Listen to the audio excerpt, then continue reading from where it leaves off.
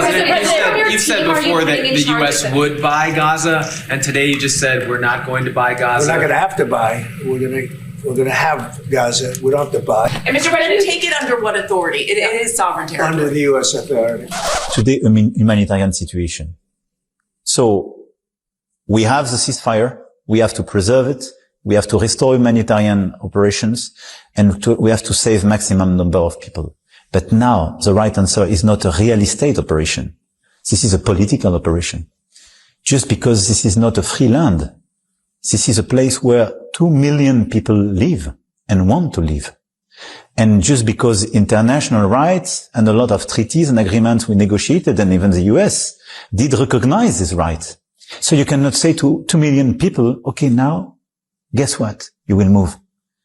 The whole story of humanity is made of tiny part of places where even less than 2 million people were ready to go till the end because they wanted just to stay. But to a man like Donald Trump, someone who has proven throughout his career as a businessman and politician that he just sees people as dispensable, he does see even the most brutal and tragic of conflicts as a real estate opportunity. Just listen to his own son-in-law regarding the matter. We'll build beautiful communities for the 1.9 million people. We'll build beautiful communities, safe communities. Could be 5, 6, could be 2, but we'll build safe communities a little bit away from where they are, where all of this danger is.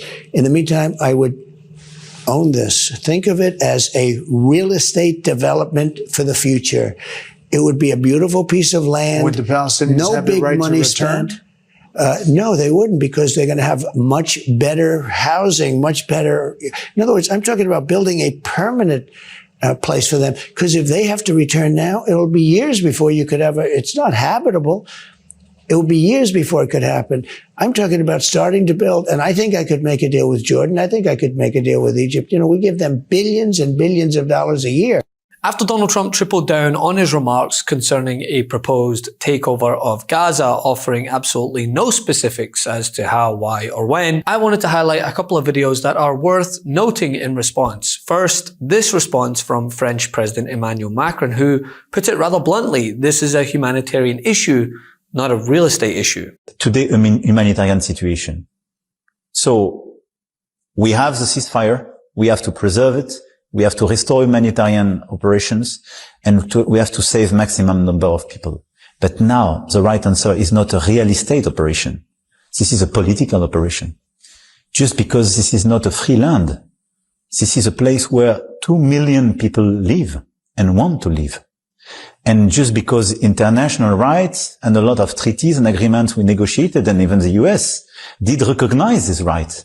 So you cannot say to 2 million people, okay, now, guess what? You will move. The whole story of humanity is made of tiny part of places where even less than 2 million people were ready to go till the end because they wanted just to stay. So I think we have to stick to our principles. Sometimes in this world, you have the feeling to be so old-fashioned when you speak about principles. But I will tell you, this is the humanity. And the civilization is a process. And the process of the civilization is that you learn generation after generation. And this is how you improve yourself. And we did learn that you can get rid of people and just push them out of their place when they have a legitimate right to live in their place, being recognized by everybody.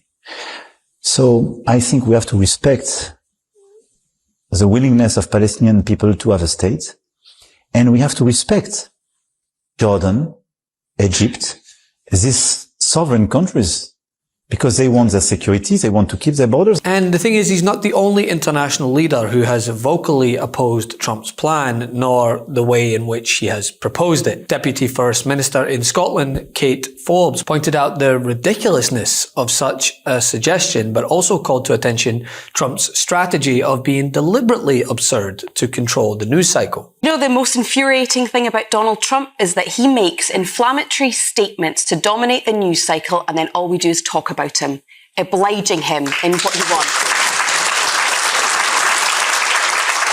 And he is not the master of the universe. He may have an America First policy himself, and he is democratically elected as the President of the United States.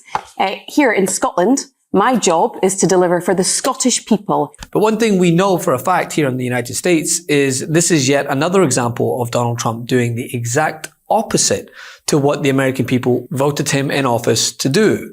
Following suit with his proposed occupations of Greenland, the Panama Canal, and annexing Canada, the self-described peacetime president who was going to spearhead an end to American interventionism is doing the exact opposite, unsurprisingly. And two, I was already president. I already did it. Judge the results for yourself. And I think most Americans would say the first Trump presidency was peace and prosperity. We'd like to get back to that. Canada's been very bad to us on trade, but now Canada's going to have to start paying up.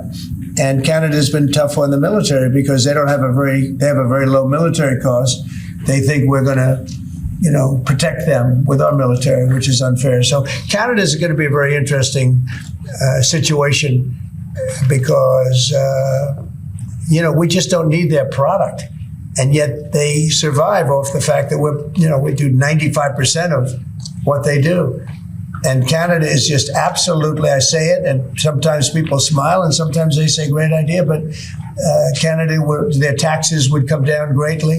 Their security would go up greatly. Amazing things happen to Canada. And really Canada in this particular, why would we pay $200 billion a year in subsidies to Canada when they're not a state? You do that for a state, but you don't do that for somebody else's country. So I think Canada is going to be a very serious contender to be our 51st state. Which brings me to this response from former MSNBC host Mehdi Hasan, who pointed out, nobody voted for this. Yeah. And by the way, have you noticed, Joy, a lot of Republicans are running this very kind of Trump is the state, you can't question him line, which is, he won the election. This is what people voted for. I keep hearing this line. This is what people voted for. No, they didn't. No. I don't remember him on the campaign trail saying, I'm going to take over Gaza. He didn't promise it. And by the way, the American public don't want it. So this is a lot of BS that's being pushed, that they are somehow popular. They have a mandate. They won by 1.5% of the popular vote. He didn't win a majority of the popular vote. He didn't say he was going to do half the stuff he's doing. I don't remember war with Denmark being on the ballot paper last year. Trump promised an end to needless wars. In fact, he said he'd solve the war in Ukraine day one. Well, let's check in on that actually, because I recall his Secretary of Defense just saying this in a press conference. You have focused on what Ukraine is giving up. What concessions will Putin be asked to make? I would start by saying the arguments that have been made that somehow coming to the table right now is making concessions to Vladimir Putin outright that we otherwise, or that the president of the United States shouldn't otherwise make. I just reject that at its face. There's a reason why negotiations are happening right now, just a few weeks after President Trump was sworn in as President of the United States. Vladimir Putin responds to strength. In 2014, he invaded Crimea, not during the presidency of Donald Trump. Over 4 years, there was no Russian aggression from 2016 to 2020. In 2022, Vladimir Putin took aggression on Ukraine. Talking to people in the defense establishment, what I'm hearing are things like this. They, the US administration, are doing this above Zelensky's head. And on the overall approach, which is that no way will Vladimir Putin get all he wants, which is Ukraine, but Volodymyr Zelensky will lose a huge amount of Ukraine. This is what I'm hearing of the US administration. The bastards are going to do this. And that's talking about the Trump administration right now. That is talking. They are the bastards. That is what people in the UK defense establishment are saying. The Bundestag should come to a decision as soon as possible, declaring the war in Ukraine and its severe consequences for the security of Germany and Europe as a state of emergency in terms of Article 115, paragraph 2 of the Basic Law. This leads to our support for Ukraine, which is more important today than ever, no longer coming at the expense of the other duties that our state has to fulfill for its own citizens. So not only are Ukraine not viewed as an equal negotiator, according to Donald Trump, but Vladimir Putin shouldn't even be coming to the table. And what about some of the other promises made, never kept? Well, he said he'd bring down grocery prices and make life more affordable for Americans. But what have we got? Eggs at $12 retail and a newly renamed Gulf of America. Great. Can't get enough Meidas? Check out the Meidas Plus Substack for ad-free articles, reports, podcasts, daily recaps from Ron Filipkowski, and more. Sign up for free now at MeidasPlus.com.